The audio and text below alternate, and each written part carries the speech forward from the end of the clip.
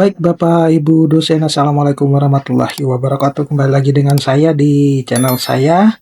Nah, informasi yang akan saya sampaikan kali ini terkait dengan banyaknya pertanyaan Bapak Ibu dosen ya terkait dengan proporsi 35%, 40 dan 45% dalam bidang penelitian yang memang banyak dipertanyakan ya Bapak Ibu dosen waktu sosialisasi di petunjuk teknis layanan pengembangan profesi dan karir dosen ya, termasuk banyak juga yang berkomentar di kolom komentar YouTube ini.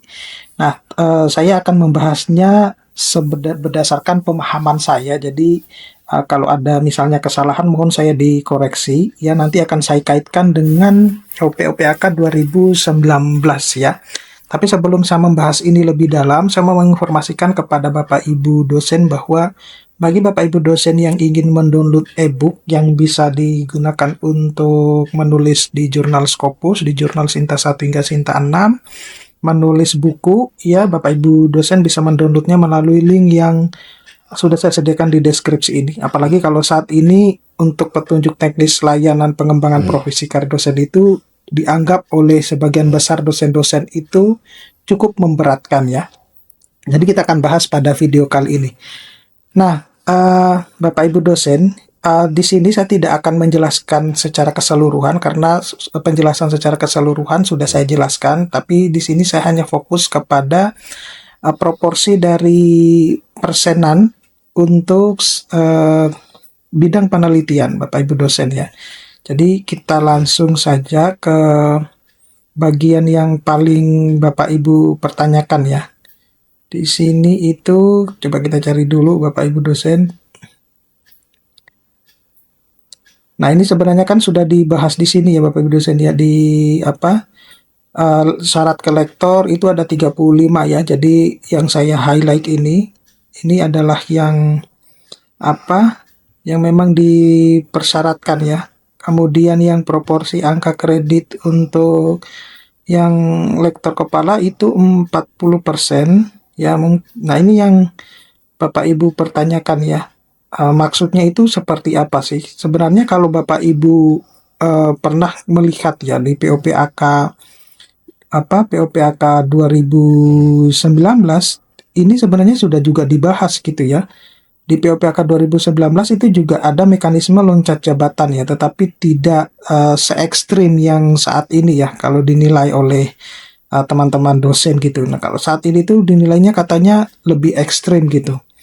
Nah, jadi kalau kita lihat ini saya tunjukkan dulu yang POPAK 2019 Bapak Ibu dosen ya. Ini kan lektor itu 35%, lektor kepala 40% dan guru besar itu adalah 45% ya.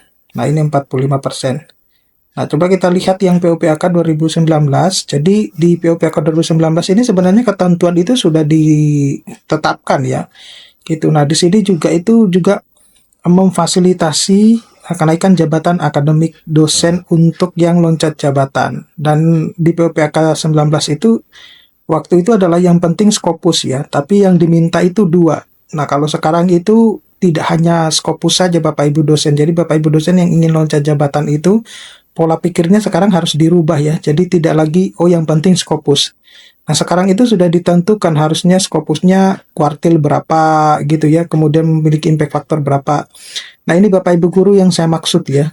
Jadi untuk kalau kita lihat di tabel 1 ini jumlah angka kredit kumulatif paling sedikit dari unsur utama dan unsur penunjang. Kalau kita lihat ya, untuk asisten ahli itu pelaksanaan penelitiannya itu lebih dari 25% ya. Sedangkan lektor itu 35%, lektor kepala itu 40%, dan profesor itu 45%. Nah, apa maksudnya ini? Sama ya Bapak Ibu dosen ya. Kalau di yang terbaru ini kan tidak membahas sedetail seperti yang 2019 ya. Ada pelaksanaan pendidikan, kemudian pengabdian masyarakat maupun penunjang ya. Nah, kalau di Juknis terbaru ini itu maksudnya 35% itu seperti apa? Jadi 35% itu katakanlah Bapak Ibu dosen itu mau ke posisi saat ini, katakanlah itu adalah lektor 200 misalnya ya, lektor 200, kemudian mau menuju ke lektor kepala 700 misalnya. Berarti kan Bapak Ibu guru minimal ya harus mengumpulkan angka kredit itu 500 ya. Harus mengumpulkan angka kredit 500 karena dari 200 menuju ke 700 itu kan angka kredit minimalnya yang Bapak Ibu butuhkan itu adalah 500. Nah, dari 500 tersebut 35%-nya itu berapa? Nah, itu jadi di 35% khususnya untuk di bidang penelitian itu kurang lebih adalah 175 kum. Itu. Jadi 175 kum dari 500 itu khusus untuk bidang penelitian. Nah, bidang penelitian di sini itu adalah bidang hasil dari luaran penelitian, yaitu publikasi. Nah, apakah yang review paper ya atau sistematik literatur review ataupun paper-paper review yang lain bisa dimasukkan sebagai syarat khusus untuk menuju ke lektor kepala atau ke guru besar?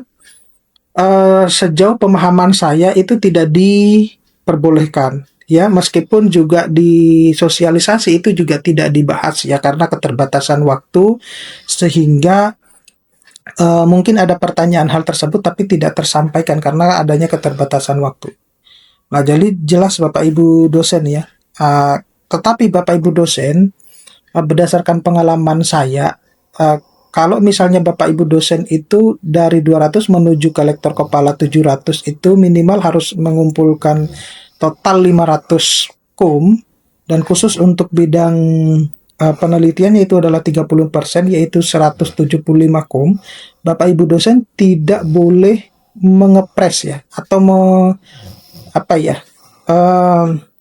ketika mengumpulkan itu tidak serta-merta pas-pas gitu ya. Kenapa demikian? Karena nanti ketika dicek sama asesor itu pasti akan mengalami pengurangan gitu ya, pengurangan kum. Jadi kalau Bapak Ibu paskan di 175 kum untuk yang ini ya, untuk yang bidang penelitian itu pasti akan dikurangi oleh oleh asesor-asesor ya, ketika mereka menilai hasil-hasil karya Bapak Ibu dosen ya, terutama publikasi gitu. Nah, kalau saya dulu pengalaman saya itu saya biasanya menspeskan ya, space-nya jumlah kum total itu bisa 50 sampai 100 kum gitu. Itu trik yang saya lakukan. Jadi ketika misalnya mengalami pemotongan oleh asesor itu masih ada sisa kumnya seperti itu. Nah, itu pun alasan-alasan dikurangi kumnya oleh asesor itu kan kadang tidak tersampaikan secara tersirat maupun tersurat ya, alasannya gitu ya. Nah, karena mereka memiliki penilaian tersendiri-sendiri. Jadi kalau Bapak Ibu dosen memasang target misalnya ngepres, itu pasti tidak akan tercapai ininya ya. Nah, itu kalau misalnya kita bahas yang dari segi tidak loncat jabatannya. Nah, tetapi kalau misalnya untuk loncat kum ya di atas 2 tingkat, maka Bapak Ibu effortnya harus lebih harus lebih kuat lagi usahanya gitu ya, karena kita kalau Bapak Ibu tujuannya adalah untuk loncat kum, maka targetnya itu harus bisa tercapai. Contohnya misalnya saat ini Bapak Ibu dosen berada pada posisi ini ya, coba kita lihat dulu yang loncat jabatan. Nah, ini yang syarat dari lektor ke guru besar. Jadi kalau Bapak Ibu dosen itu katakanlah saat ini lektor 300 ya, mau ke jabatan akademikum yang paling rendah untuk yang profesor itu 850 ya. 850. Jadi kalau 850 itu Bapak Ibu dosen itu butuh 550 kum ya, 550 kum itu total. Kemudian untuk bidang penelitiannya itu adalah 45 Nah, 45% berarti Bapak Ibu dosen itu khusus untuk bidang penelitian itu harus mengumpulkan 247,5 kum ya, 5 poin. 247,5 poin. Nah, di sini Bapak Ibu dosen tidak boleh mempreskan 245, mungkin menjadi 290 gitu ya, atau 260 lah semacam itu, agar ketika dikurangi itu Bapak Ibu dosen masih memenuhi syarat ke loncat kumnya ya, loncat 2 tingkat. Tetapi dengan catatan bahwa Bapak Ibu dosen itu harus memenuhi persyaratan-persyaratan yang ini ya. Terutama itu harus menghasilkan ini ya, 2 karya ya. 2 karya yang publikasi di jurnal Q1, dan minimalnya itu, salah satu minimalnya itu adalah ini ya, impact faktornya itu 7 ya syaratnya. Nah, itu yang Bapak Ibu dosennya. Makanya saat ini itu dinilai ini ya, dinilai lebih lebih berat bagi sebagian dosen ya. Nah, ini kalau Bapak Ibu lihat ya, jadi ada 4 artikel yang dibutuhkan. 2 artikelnya itu adalah harus memiliki impact factor ini 7 ya. Harus memiliki impact factor 7. Salah satunya maksudnya dari 2 tersebut ya. Nah, jadi Bapak Ibu dosen satu misalnya jurnal Q1 tapi impact faktornya di bawah 7 itu boleh. Tapi salah satunya itu harus minimal 7 gitu pada saat artikel tersebut diterbitkan. Nah, sisanya itu adalah Q2 gitu. Itu pun juga yang dibutuhkan adalah 2 ya. Seperti itu Bapak Ibu dosen. Jadi saya harap Bapak Ibu dosen mungkin sudah paham apa yang saya jelaskan ya. Nah, jadi untuk kedepannya nanti kita akan juga bahas terkait dengan mungkin trik untuk mencapai apa yang disyaratkan ini ya. Mudah-mudahan saya bisa membantu berdasarkan dari hasil diskusi dengan para profesor-profesor. Mudah-mudahan saya bisa sharing keilmuan dari apa yang disampaikan oleh profesor yang lain. Oke, saya kira cukup sekian Bapak Ibu dosen. Mudah-mudahan ini bisa bermanfaat. Nanti kita akan ketemu pada video-video selanjutnya. Saya akhiri, assalamualaikum warahmatullahi wabarakatuh.